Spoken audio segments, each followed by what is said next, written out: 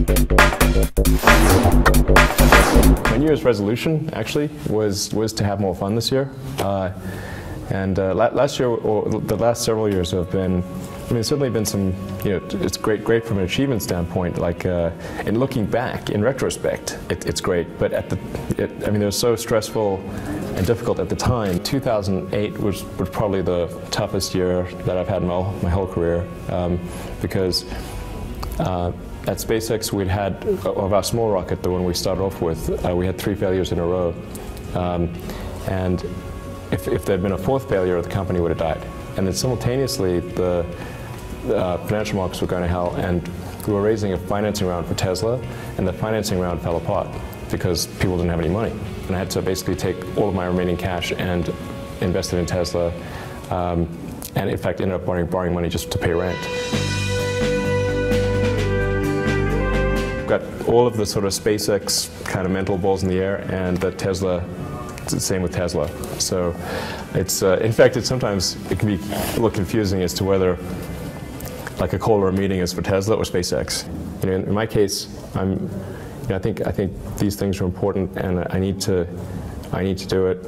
And I promise people I do it, but it's not. I'm not doing it because this is the most fun way to live. I don't regret it, because the alternative would have been that one of the companies would have probably failed. There's certainly the whole notion of self-driving cars, which, I mean, you think of self-driving cars as essentially active safety in the limit. So if you just logically extend active safety, ultimately it becomes a self-driving car. But I think overall the most important thing, though, is electrification, because we have a limited supply of oil. We have to move our whole transport system to something that is sustainable.